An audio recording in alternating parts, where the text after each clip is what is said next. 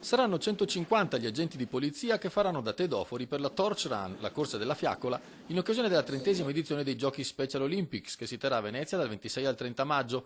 Un rapporto, quello con questi giochi, che inizia 12 anni fa, come ci racconta l'assistente capo Lorenza Silvestri.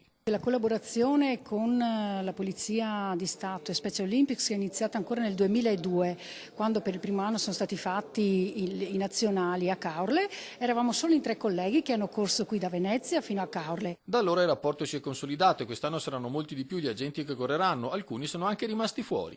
Infatti abbiamo finito le divise, sono 150 e adesso abbiamo dovuto centellinarle perché ovviamente ci sono molti colleghi che sono messi in lista per correre e che volentieri verranno all'inaugurazione del 26 di maggio qui in Piazza San Marco. La fiaccola toccherà i 7 comuni capoluogo e altri come Cortina, Chioggia, Bassano, Montebelluna, Jesolo. Partenza e arrivo a Venezia. Tutti gli agenti che correranno si sono offerti volontariamente e lo faranno al di fuori delle ore di servizio. Un modo per stare vicini a questi ragazzi con disabilità intellettive, ma per volontà e determinazione in tutto e per tutto uguali ai cosiddetti normonotati, che gareggeranno fra di loro in molte specialità, dall'atletica alla vela, all'equitazione e altre ancora. 1300 atleti.